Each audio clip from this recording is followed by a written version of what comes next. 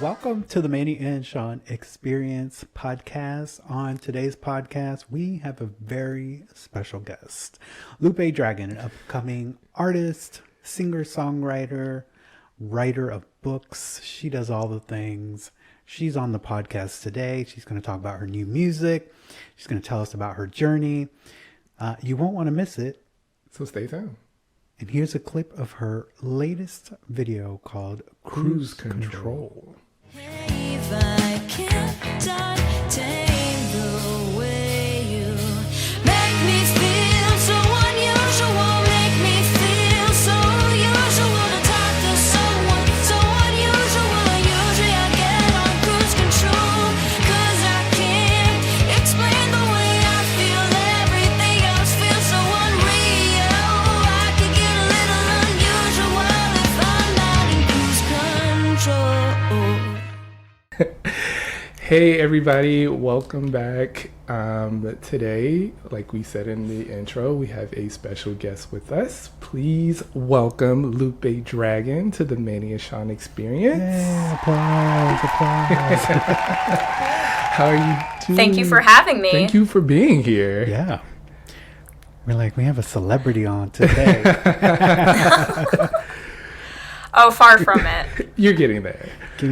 How are you doing? How are you doing today? I'm doing great. How are you guys doing? Good. It is Friday night. We've had some Chipotle and we walked the dog. Love and it. We are here ready to give a great interview. So we're ready. Ready, yes. Well, awesome. Yeah, I'm having. I had sushi tonight, so little polar opposite. I do love seafood. Now, do you like more seafood? Are you more of a seafood eater than like meat and chicken? Ooh, so I love chicken. I love fried chicken. I love grilled chicken. I love chicken. I love seafood. I'm not a red meat girl. I'm not really big in the steak and stuff, which is weird for some people. But no, I love chicken and seafood. Same. For sure. I am a big seafood person. He is not so much. Also, really not into the red meat. So I understand. No, for sure. I have a friend who's a pescatarian. Literally all he eats is salmon. He loves salmon. I'm like, I can't eat salmon more than like once a month. I get so tired of it easily. Yeah, I can't do that either. No. You can get me to maybe eat some tuna every once in a while, like out of the can. That's about it. Good choice. It's A good amount of protein. So. Yeah. Well, again, thank you for coming on the Manny and Sean Experience podcast. We really appreciate you reaching out to us and us getting to know you through just kind of searching all your socials. Now we really get to know you because we get to ask you the questions now this time around. Yeah. So just so our listeners can hear it from you, would you mind just telling our listeners and the people who are watching a little bit about yourself and how you got to where you're at now in terms of your music journey? Sure. So I'm Lupe. I'm a singer-songwriter from Jersey. Your love Jersey. Not from the Jersey Shore. I'm from North Jersey. We say Taylor ham. That's like our big thing here.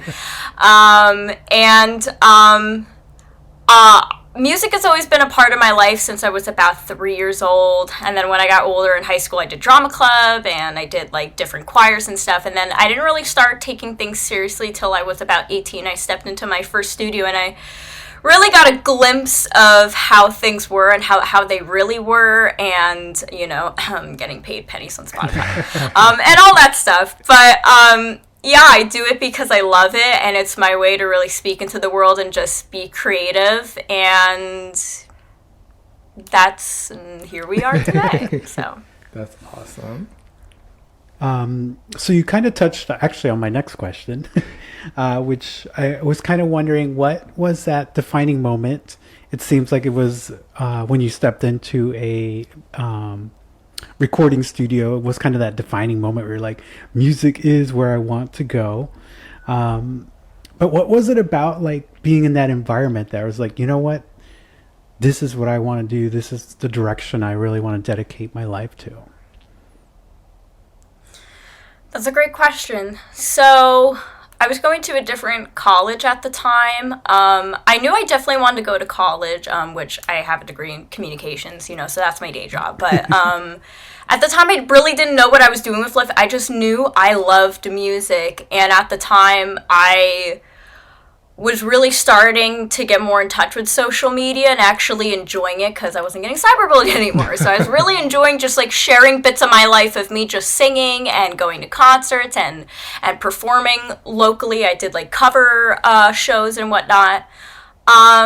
I was working a part-time job at a grocery store, and I was writing words and poetry on the back of receipt paper, and I was like, I want to do something with this. Like, how do you do it? And that was before, like the bedroom pop artists started becoming like a big thing and doing stuff out of their bedroom. But at the time, the big thing was you find someone to do it for you and finding an engineer or a producer. I was going through a breakup, obviously. I was dealing with a lot, and I was like, man, I just want to do something with all of this stuff that I have. I had lyrics, I was playing guitar, and it was something I always clung on to. I always clung on to music when I was sad. I always clung on to music when I was happy. There was never a day in high school where I didn't have at least one earbud in one of my ears at all times, because I had severe anxiety in front of people for like the longest time, and it was the only time I felt like normal, because I was like, I have something in my ear that's kind of just like speaking to me. And yeah, when I was 18, I looked up a bunch of studios, and I found this one that was nearby. It ended up being in the same town as my high school, and I talked to two people there, and I was like, I want to do this, man. And they were like, yeah. And I met up with the assistant there. His name is Matt Philippek. He was my first producer, and we were working together. And now I'm working with a new producer who also happens to be named Matt, which is funny. Matt Pelosi, and yeah, I've just been making music in studios since.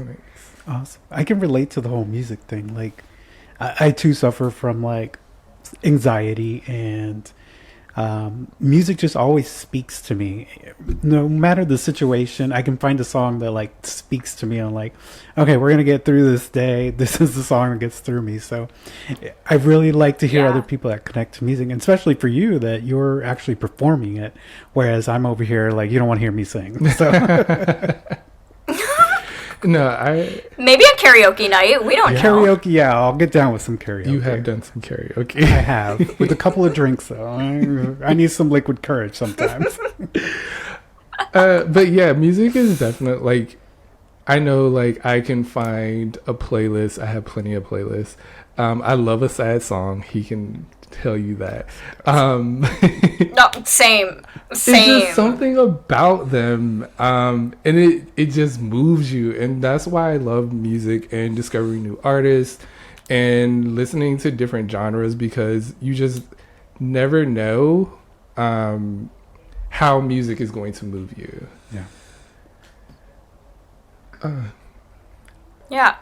I think there's something about the connection with music and just like the human life where we find that centerpiece of a way to talk about our feelings without talking about it. Like sometimes I'll just write a song and I send my demos to my best friend, and I'll be like, and I'll just send him the demo without saying anything, and he'll be like, this is what you're going through right now. I'm like, yeah, I kind of don't want to talk about it right now. I'll talk. I love talking about my feelings. I'm a very external processor, but when I'm first going through it, I'm like digesting it a little bit. The only way I can get my feelings out is just writing out lyrics for like the first week or two. That's awesome, because a lot of the people that I listen to, and a lot of great songwriters in general, most of their albums, you can tell like what point they are in their life through their music, because they are dealing with things, they're telling you about it.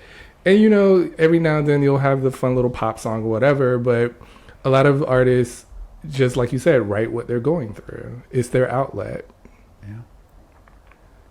Yeah, that's how I feel about this one artist that I actually just saw her in concert, Chelsea Cutler. She's amazing. She just put out an album called Stellaria, and it's the first album from her. Like, all of her songs are vulnerable, but this one talked a lot about mental health and stuff, and I really connected with that because it's such a tough thing, especially for me. I haven't written so much about my mental health just because it is such a hard barrier for me to break through, but I really connected with the lyrics in most of the songs because I was like, this is just such groundbreaking stuff for a generation where we're trying to destigmatize what's going on in the world and really talk about some real stuff.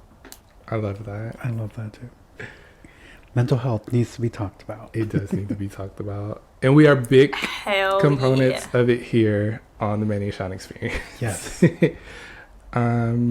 Absolutely. Let's see. Do you want me to do this one? Yeah. Okay. Sorry, I just want to make sure I'm covering. So how has you have talked about your anxiety. How has that affected your career, if it has in any way so far?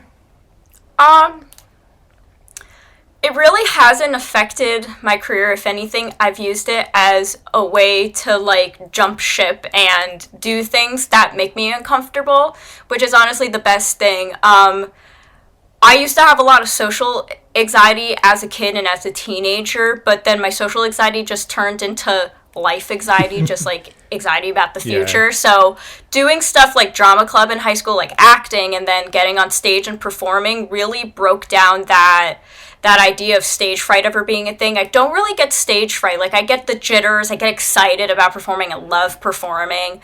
If anything, my anxiety forced me to get out of my comfort zone, and I just love meeting people and talking to people, and that's never really held me back from wanting to reach further goals or do stuff.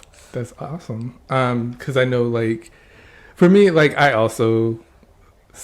used to suffer from social anxiety, I would say. I was very much an introvert. I feel like he has kind of pushed me to be an outrovert or extrovert, not an outrovert. Just because I have social anxiety though. Yes. So I have to like step in and be the one that goes and talks to the manager or whatever situation we're in. So like that has kind of helped me to get out of it. So like I understand that. So you going out on stage and performing, it's just like, this is what I do. Anxiety be damned. I'm out here. And I love that. Exactly. Yeah, I'm very much an extrovert with a lot of introvert friends, which is weird because I'm always the one who's like, come on, let's get out there. And my friends are like, No. stop getting me to do stuff. So it's kind of been a reverse, like a Uno reverse card on me, and now I'm the extrovert friend trying to pull people out to do stuff. So it's worked out. It's worked out. And it definitely, I was looking through your videos, you definitely look like you're comfortable and having fun when you're out there performing. You're like just trying to grab the audience in to when you're performing. So I would never be able to tell that you had any kind of anxiety because I'm like, gee, out there just doing her thing. Yeah, I love entertaining people, and I also just love poking fun at myself sometimes. Like, there are lots of, so I have an example of that. There was this one time I was playing a show at a coffee shop that I frequent a lot, and I had this full set, and my birth control alarm used to go off at 8 o'clock. There's a reason why I changed it to 10 o'clock, and it's because this one time it went off during my show, and I said, well, I need to take my pill, guys. Sorry about that. Like, I don't mind poking a little bit of fun at myself every once in a while, just because, you know, like, people used to make fun of me, and now I just make fun of myself. Like, I don't care about being a little weird and dorky and stuff anymore. I also feel like that helps people connect to you.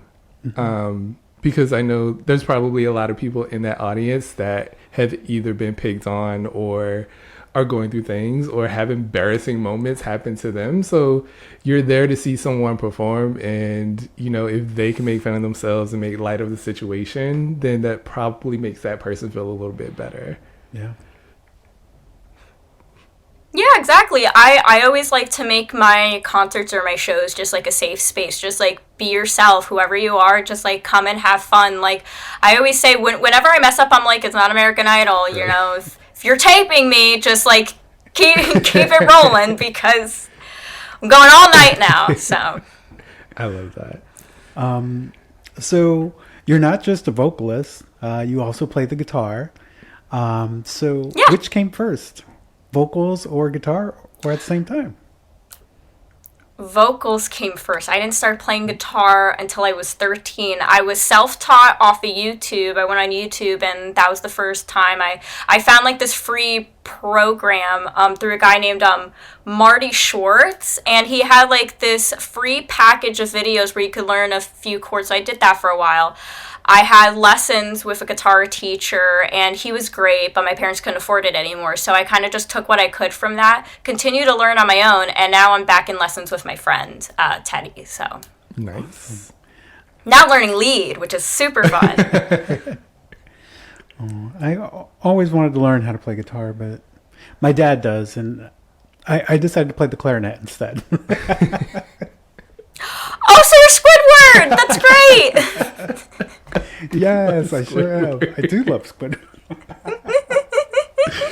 Yeah, I went the clarinet route, you know? I played. Oh, love it. I played trumpet in high school, and I played trumpet too Yeah. in middle school. I also played baritone. Yeah. I didn't stick with it, so like, I couldn't play anything today. Yeah. I was about to say, let's do something jazzy on the beat right That now. would have been fun. You still have your clarinet, don't you? I do. I'm not sure I'm remembering much, though. Ooh, clarinet solo. Oh my god. I love this. As long as we keep a real slow pace, maybe we can make that work. We can be in the background of one of your throwaway songs. Yeah. One song you're just like, this is Well- for back here. We'll make the BPM 20 just so it's slow enough for you. My turn. Du-du-du-du. Okay. So you have a single out now, called Cruise Control, Yeah. which we both love. Oh, thank you. Very, like, I found this week, I just keep randomly, like, Singing the chorus. it's very catchy. Oh my god, I love that! Very catchy. It is very catchy. Can you share a little bit about the makings of that song, the emotions behind it, how it came together, all of that? So, I originally had the song, I had written the song around 2019, 2020, so like pre-pandemic into the pandemic, and I originally released it on an EP as a demo version, which is on Spotify, and then I released this full band version with my producer, Matt Pelosi. The makings of the song is really just talking about, you know, someone that makes you a little bit feisty. They get under your skin, they challenge you, they make you want to get uncomfortably comfortable. And that's kind of where the song came from. I think originally the concept came from, I had this one ex who liked driving really fast on the highway, and so fast it like gave me anxiety because I thought we were gonna be throwing donuts around in this car because I thought we would flip one time. She drove really fast. And so the concept kind of just came from that, like fast cars and stuff like that. That's where the concept for the video came from, which my friend Jamie did an amazing job, by the way. And so that was kind of like the baseline for the song, just someone who gets under your skin in the right way, and it's a little feisty, it's a little fierce, it's a little sexy too. So that's kind of what we were going for with us. Nice. I love it. Like he said, like he's been seriously just singing the chorus like on and off all day. I'm stuck in the middle. Yes, I love it. I created I'm not lying to you. I just created a new spring playlist, and I just dropped it in there because I'm like, this is too fucking catchy not to have it in here. Oh my god. And Thank you. Oh, I appreciate you guys saying that. and I hope, you know, with this podcast, new people will Find learn more you. about your music. Yeah. Because I went through and looked through some of your other songs, and you did a song. I assume it's a collaboration. It's called Distance. And you did it with Yes. Savage.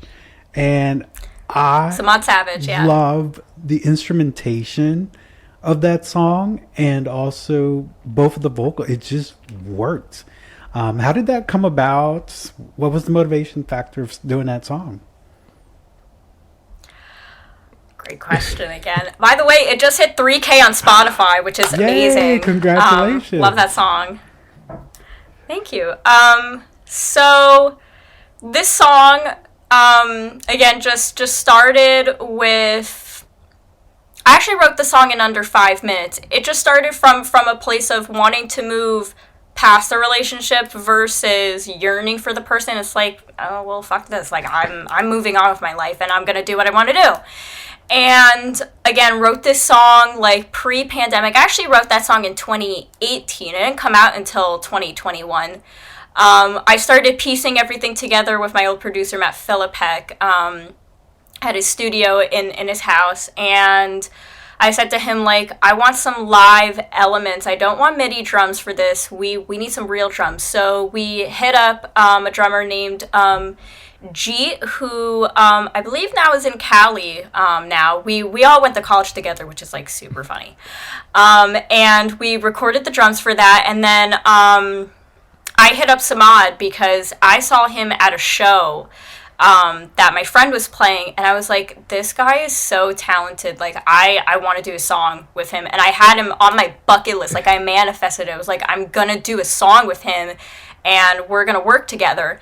And he messaged me back after I DM'd him on IG, and he said, send it to me. Let's do it. And I was like, woohoo, cool. And since then, I've been a ride or die for Samad. He's so talented and a humanitarian. And he's just a great person overall, and his music is super fresh. He's worked with like Futuristic, and I believe Crip the Rapper, who is another guy on YouTube who raps. Very, very talented. And so it's honestly the most fun collab. And that's why I want to do more collabs, because I get to meet new people. Their fans get to become my fans, and we get to just like talk and just show each other to different people. So that was just great. I can't speak any better about the experience. Yeah, I love the song. Also added it into my playlist. Like, when I listen to music, like, instrumentation is really big for me. It must be the band dork side of me. When I was running through your music, that one came on, and I was like, the instrumentation just immediately caught me. I was like, okay, you brought me into the song now. And then the lyrics behind it, it's just a great song too. And I think you have a song. Yeah. Yes. So my song was Attached. Again, I love. It's not a sad song, but it's a powerful song. It's an angry song. Who hurt you? Look, I wish I had this song in 2021 because I really could have used it then. Oof. But but it is on my angry playlist now, so in case I need it again. So you don't have to go into why you were angry, but if you want to, you can. I'm not even angry about what I was angry about in the song anymore, which is funny. Just as a general explanation, I really hate being lied to. That's just baseline. I won't go into super big detail, but basically, being ringed around the rosy by someone is incredibly painful and really annoying, and can become a mind game. And so the concept of the video, that's kind of where it came from. Like, I put a straitjacket on, I was just shaking around because I felt like that's what was in my head. Like, I was constantly shaking around, like, you said this, but you meant this, but you did that, and I got fed up. I got super fed up, and I wrote this song about it. And now, like, I don't remember what I was upset about. I just put everything in that, and then a month later I was like, all right, I'm good. I got a couple of views on this video. People are feeling something. I'm okay. a lot of people actually don't like that song, so I'm really surprised that you brought that up, because I got so much shade on TikTok when I boosted a post about the video. What? I had 12-year-olds telling me to die because the song was so bad, and I was like, oh my goodness, like, relax. 12-year-olds Oh my who have goodness. not been through anything in life yet. They would. I think they were 12 because all they have is like a profile Right. picture of like an animal and like no videos. It's like, relax. Oh my goodness. The words, their mouth. It's crazy. The internet. Yeah. But yeah, The internet. Everything you just said was 2021 for me, and my God, could I have used that song then? But I have it now, and I love it. So that song has a fan in me. Oh, well, thank you.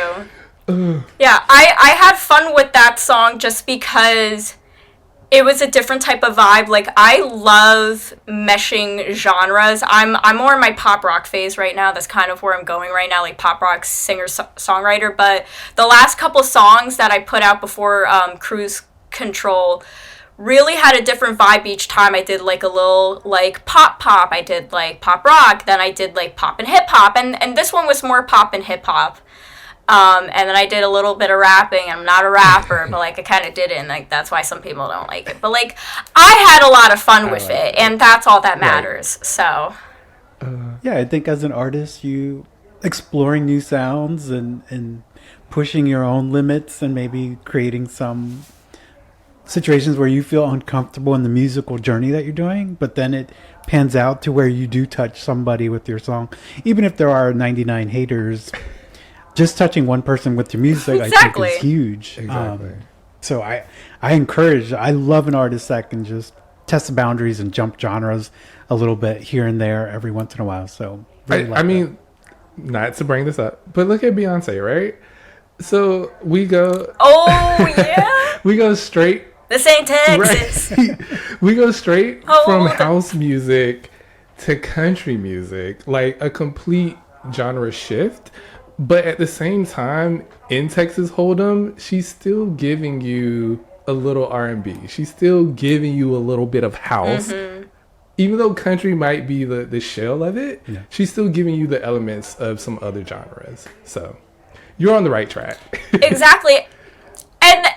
And she had a lot of backlash on that song, and I'm not a country person, Same. but I really messed with that song, okay? 16 carriages. Na, na, na. Okay, I like that one wait. too. Oh my Listen to goodness. your vocal. Loved it. Okay. That vocal, that was a cute run right there. All right. I love Beyonce. So- You can't not like Beyonce. Like, what? Yeah. Yeah, she's great. You can. All right, so you just gave us a little taste of the voice there. So now you're gonna have to I wasn't even you're trying. gonna have to now do a cover on the song.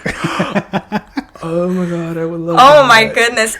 I would love to cover her song. Maybe I will for like a reel one day, and I'll tag you guys. It was just for you guys. Yes. So I love this. yeah, I'll think about it. Yeah, that run you did right there. I was just like, okay.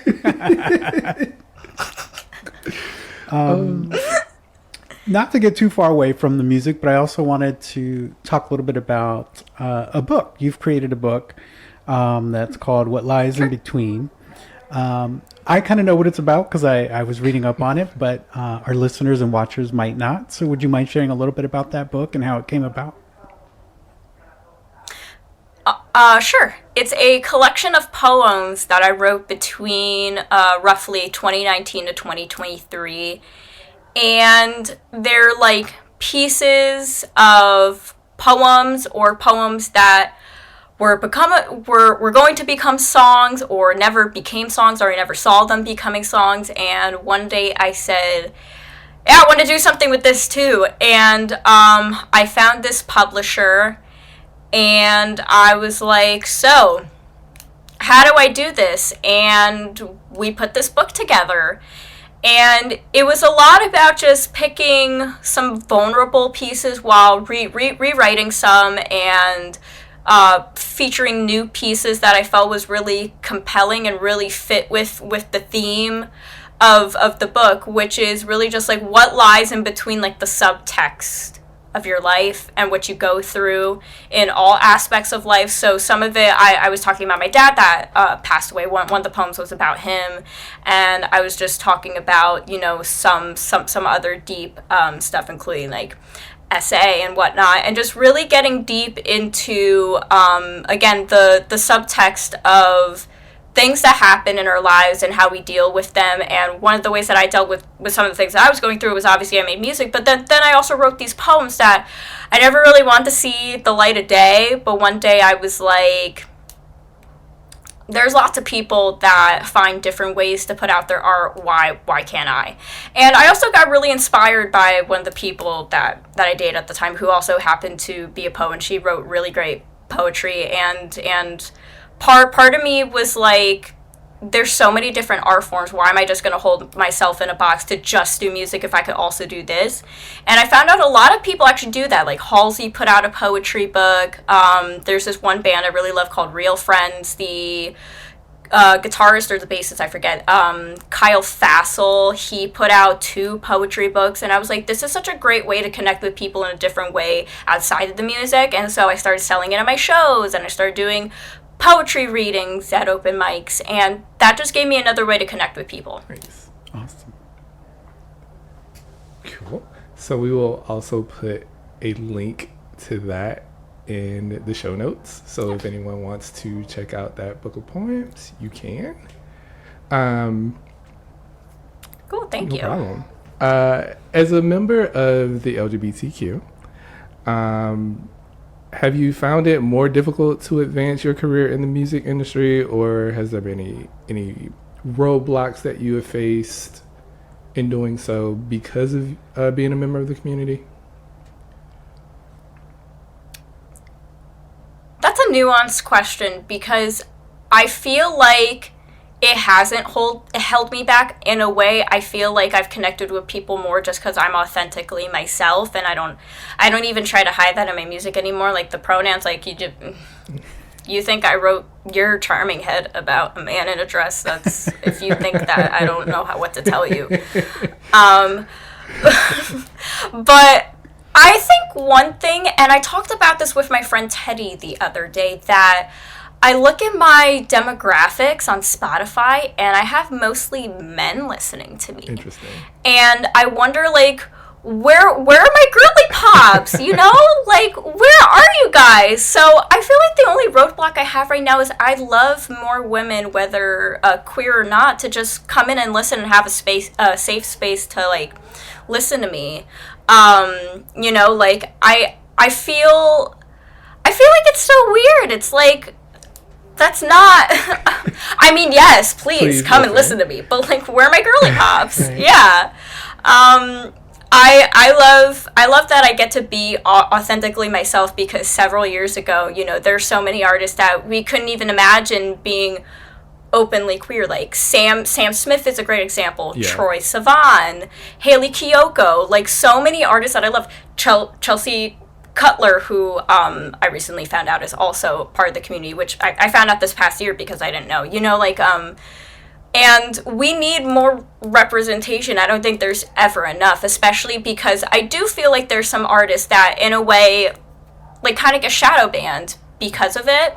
And it's just such a weird concept, because, like, it's 2024. Just, like, let people be in the limelight, you know? Like, they don't have to be hetero to do that all the time. Exactly. You know? Yeah. And that's just a puzzle piece of your life. Like, if I connect with you through music, it shouldn't even matter that I'm different or a part of a different community. So I really hope more people can see that, you know, being part of the community is just part of us, of who we are. But just connecting with me on music shouldn't matter whether I'm part of the community or not. So let's try to get you some girlies. Yes. But if the men are listening, that Yes. means we got some emotional men out there, which is good. True. Sharing their emotions. Yeah. I'm actually very grateful for any of the listeners that I have, just because, you know, like, I'm grateful also just because, like, I do live on the East Coast, so we're very much, you know, like, very for queer people and stuff like that. And it's been amazing because for the most part, the men in music that I've been able to interact with or play shows with are like the most supportive allies that I've had. And back in the day, it just wasn't like that for me. Like, I remember in high school, you know, like the guys I went to in high school, they were just, you know, like the jock types, and they would throw around the slur words. And now it's just so different. I also do think it's just because when you're a musician, you're just a different type of person. You're surrounded by so many different people that to like be rude to someone who's from a different place is just like kind of unheard of. And if you do, then like you're kind of just like pushed to the corner, because we only want to mess with people who are supportive of one another. Right. So again, it's been great. Like, the women that I do have who listen to me and who do come to my shows, and the men who do, like, are very supportive, and they're allies, and there's nothing short of that. And I think that's such a beautiful thing, because so many years ago I would have been like, oh my goodness, like, how is it possible to be both? But we have so many icons out there that we could be like, yeah, like, I'm doing it. Like, Elton John? I mean, the man's loaded! Yeah. And he's gay, and he plays piano, he's adorable. So, there you go. Just be yourself. Just be yourself. Absolutely. Just be yourself, and also leave people alone. Yes. Let people live their lives. Right. Yep.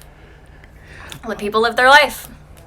So I know in your bio you talked a little bit about some of your influence in music are people like Linkin Park, Avril Lavigne, Alanis Morissette.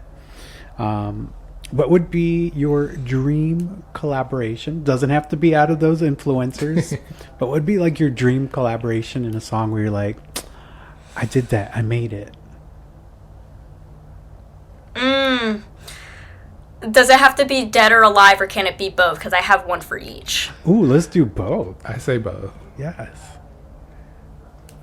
Okay, so dead would be Chester Bennington, hands down. I'm literally wearing the hoodie, which is so funny. I didn't even plan for that. I love Linkin Park. That's one of my favorite bands of all time. Oh my goodness, the amount of times my producer will reference Linkin Park just because I'll do a certain chord. He's like, Linkin Park did that. I'm like, well, that's what I listen to like a lot of the time. Chester had this angelic voice that was both harsh yet just really hit you in your gut. Like, when I'm angry, I listen to him. When I'm sad, I listen to him. Meteora is an amazing album. Hybrid Theory, like, I really, and again, it's that whole point of like meshing two genres together, rock and hip hop, and they did a lot of that, and I just fell in love with that. Like, the collaboration with Jay-Z, like, come on, we're not gonna get another one of those. No. That upsets me, because that was great. Okay. It was great. And it was so good. And then alive, I would say Chris Carrabba from Dashboard Confessional. I've been listening to him since I was in about middle school, and he's just this emo dude with an acoustic guitar half the time, and it's just, that's honestly my personality. I love him. He has this great storytelling thing about his music, like, almost like, I don't want to compare him to, like, Taylor Swift, because she's her own thing, but, like, he's, in a way, to me, like a male emo Taylor Swift. And I really love that. I love Taylor Swift too. Oh my God, great writer. Don't understand why she gets so much hate. I think people are just jealous, you know, like, because she does so much work. But yeah, those are my two. They shaped a lot of the music that I listen to now and the way that I look at music. Like, I love all genres of music, like, minus country. I like Shania Twain though. But for the most part, they're like the two like main bands that are on rotation a lot. I will add in a girly pop, so let's put in a number 3. Okay. Number 3 would be Renee Rapp. I'm obsessed with Renee Rapp. I just recently got into Renee Rapp, and oh my God, please marry me. Love her. But if her runs, dude, her runs are insane. Oh my, like, I'll literally drop out of my chair. Love her album. Go check it out. Snow Angel, great album. Okay, so I'm gonna have to go listen to Renee rap. Yeah. You have to. That is your assignment. Okay. We'll report back. Yeah, please. So keeping it in the music vein, what advice would you give to someone starting out in music or someone that's already in music, but they don't feel like they might reach their goals? Especially being like an independent artist. Don't let the flame burn out. Continue doing stuff. Even if you don't put out a song for 3 years, continue finding ways to build on your skills. If you're an okay guitar player, become a good one. Find a way to learn new things. If you want to sing a Beyonce run, learn how to do that. If you want to sing like a hard rock, learn how to work in the style that you want to be in. Just don't ever stop. I see that happen with a lot of people where they don't reach like a certain peak and they're just like, this isn't worth it because I'm not getting paid, or this isn't worth it because X amount of people won't come to shows. I never had a good draw at shows until like literally like this past year. It took me from 18 to 24 to have a sold out show or to even have 40 people. And at the time, 40 people for this one venue was considered sold out for me. Like, you have to just keep going. And I forget who said this, but it was like, you always have this little flame that you have, and sometimes it's really high when you're doing a lot of good stuff, and then when it's really low, it's low. But you have to keep that flame alive, because if you don't and you let it die out, then you're working all for nothing. And I don't think you should work for nothing. I'm going to continue doing this until I'm 65. Like, I'm good. I have a 9-to-5.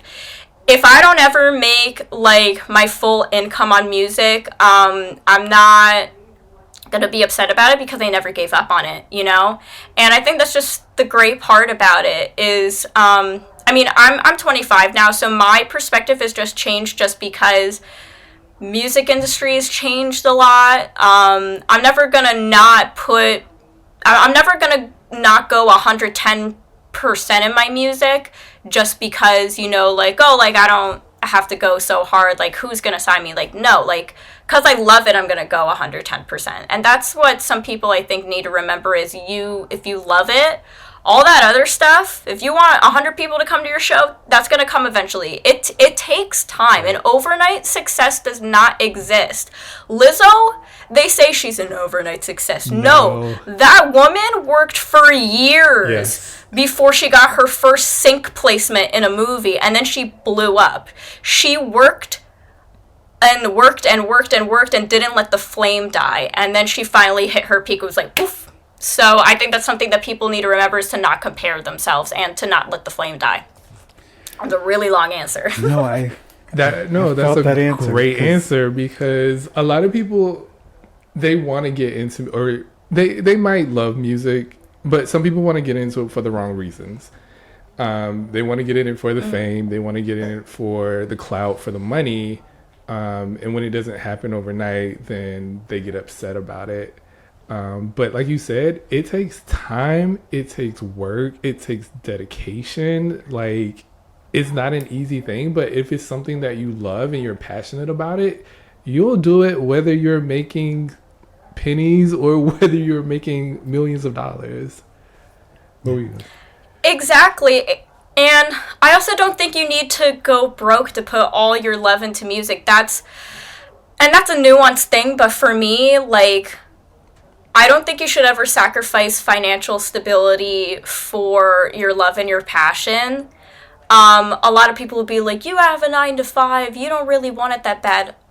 I think you can have both. Yeah. I think in this day and age with this economy, like, you need to have both. And I love my job. I work in PR. I work in social media. So if anything, had I not gone a 9-to-5 and gone to college and done all these things, I wouldn't be able to put what I know about social media and stuff into what I do for my music. So whatever you learn from what you do in your day job, you know, like, you can take some of that with you into what you do if your passions. Like, because I had my day job, I learned how to send cold emails to venues, and I became a freelance booking agent and stuff. And I just think we need to get over the hustle and grind thing in music also, and in general as a creative or a social media, you know, creator or influencer, because I don't think it's mentally sustainable for a lot of people. I would rather have my really amazing boss, a 9 to 5, and also have my music here versus,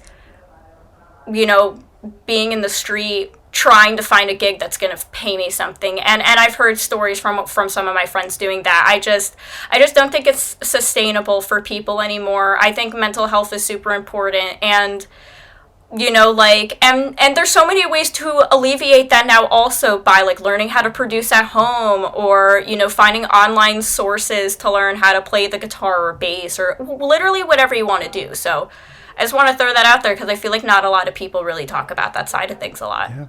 I think that advice can go, like you said, to any creator. Like, sometimes doing this podcast, we're like, well, that episode didn't really get a lot of people to listen to it. So it's like, you kind of feel the flame that you had burning, like, go all the way down. You're like, should I keep doing this? But like I tell him, I'm like, this is what I enjoy doing. My job is my job. I enjoy doing the podcast. So really trying to keep that fire going I think it's great advice for everybody, really. Agreed.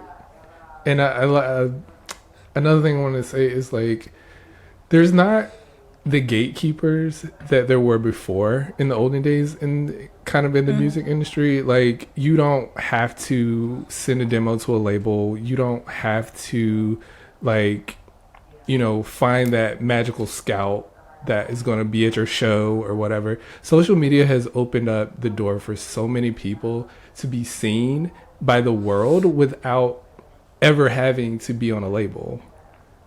It's Exactly. If you want it, then it's out there for you to get it. Yeah, most of the people that I've met that I've played shows with or that I've interacted with has literally been off the internet, or I meet them at a show and we're talking again online in order to create that collaboration or whatever we're going to do. So that's a great part about social media, and it's free. You just go on and you meet people, you know? Like, it's just, that's how it is. So we're gonna wrap things up. We've been talking. Wow. So you're gonna kick off a tour. This comes out next Wednesday. Oh, I forgot the date already. The 7th. You're gonna kick off a tour locally there in New Jersey. Tell the folks a little bit about it, what they can expect to see in your show, and are you gonna sing Distance? Are you gonna sing that song? I don't know. Am I? You gotta come and figure it out. So I'm doing a 3-date mini tour. I'm going to be playing at Silverstream Studios in Montclair, NJ on March 9th. I'm going to do an acoustic set. I'm going to do a little pop-up appearance at an event in Elizabeth at Crave Cave. So that one I'm only doing 2 songs, but it's going to be fun. And it's an open mic run by my friends Tango and Dan and their friend Kenny. And it's a great place to just connect. So that's also like a networking event for artists. And then March 23rd, my friend Christian, who's in the band called Morning Coffee, morning as in MOURNING, morning, you know, like sad, like morning coffee. I'm opening for him along with a bunch of other bands, including the Record Keeper, the Sigils, and Christian's old band Passing Planets are going to come together for one last time at this show. So it's going to be very fun. I'm opening up the show. I'm going to stick around for the whole thing. So that one's March 23rd at Debonair Music Hall in Teaneck. So yeah, if you guys want to come, check out my IG where I have the flyer posted and my link tree for tickets. And I hope to see you guys there. Yeah. Why don't you? We'll put all this in the show notes, but shout out your handle so folks can find you on Instagram or whichever social you prefer. Yeah. So my handle is at Lupe Dragon, LUPDRAGON, except for TikTok because someone stole my handle. It's at Lupe the Dragon. on TikTok. So yeah, come follow me, check out my shenanigans, and chat with me. So I do have one last question before we go. Sure, yeah, let's do Where it. did the name Lupe Dragon come from? Oh, well, 7 years ago, my parents, because that's my legal name. I love your name. He said that's probably her legal name, and I was like, I don't know. Yeah, it is. Wow. She doesn't need a. Yeah. She doesn't need another one because she has a unique name. So they knew. They knew you were going They to destined knew. for you were going to be famous. Yes, I love your name. Yeah. I don't know. At one point, my mom thought I was going to be Dr. Dragon because she wanted me to be pre-med, and then I was like, no, I want to work in communications, and I want to be a musician. My mom was like, well, that works too, I guess. It really does. Awesome. I was right. Yeah. Fine, whatever. Thank you so much, Lupe, for joining us and telling us all about your story and your music. We hope you guys will go and check her out. Check her out on social. Find her on tour. Stream her music. Do all the things, and tell a friend to tell a friend. We're trying to get some pop girlies in here too. So. Yes. Please, let's go. Yeah. Thank you, Manny and Sean, for having me on the podcast. No problem. It's been our pleasure. We appreciate you connecting with us. This has been a fun hour of conversation. Yes. Really enjoyed it. Thank you for joining us. Yeah, Yes. me too. Thank you. All Awesome. right. So yeah, that'll wrap it up for this interview. Thanks again, Lupe. We will put all of her things in the show notes, so you guys can find it there. Yeah. All All right. right. Stick around. We'll be right back. Well, that was a fun hour. What did you say? Yeah, I have a great time talking to Lupe. Love her energy, love her music. I see nothing but big things ahead for her. Yeah, her energy is infectious. Like I feel like if you're in a negative space, she will bring you up Yes. with her energy. So we hope you enjoyed this episode of the Manny and Sean Experience podcast. Please go check her out. Even if you're not in the area to go see her tour, definitely stream her. She is on Spotify, I assume Apple Music and such. But definitely check her out. You won't be disappointed. I really enjoyed her music. And dig back a little bit beyond her Cruise Current Control stuff. single, Yeah. because you're also going to find some other songs that you enjoy. Yeah. Well, that's going to bring us to the end today. Yes. What can you do for us? You can write us a review and rate us on your streaming platform, preferably Spotify and Apple. And what else can they do for us? You can email us at mannyandsean@gmail.com if you have any questions or inquiries that you would like to ask us. You can also follow us on our social medias by using MASXP23. That's Twitter, Instagram, YouTube. Y'all know the deal. All the above. All the above. But yeah, that's gonna do it for this episode. I feel energized after doing this interview. Feel great. Her advice for anybody who is considering or that's in music just really does transcend beyond Music. just music. Like anybody who's out there creating, whether it's your small business on Etsy or you're just trying to do something that you feel is grand. I mean, that advice you gave, just not letting that flame burn, is truly the biggest thing, because I think so many great ideas just never come to fruition because we let, for using her words, the fire kind of burn out. I mean, it's easy for people to get discouraged and feel like they're not making any headway, or you're not getting the views that you want, or the people aren't attending your shows. But it's a slow burn. Like everything takes time, and you learn along the way, and you grow, and you become a flower. I don't know where I was going with that, but Well, as we like to say here on the Manny Sean Annie and Sean Experience podcast. Do something good for yourself. And then do something good for somebody else. Yes. Keep that fire burning. Keep that positive energy flowing. We'll catch you on the next one. Bye, y'all. Bye. Stuck in the middle. I'm stuck. How did I know you were going to start singing that? It's such a fucking catchy song. I love it. All right, we're out.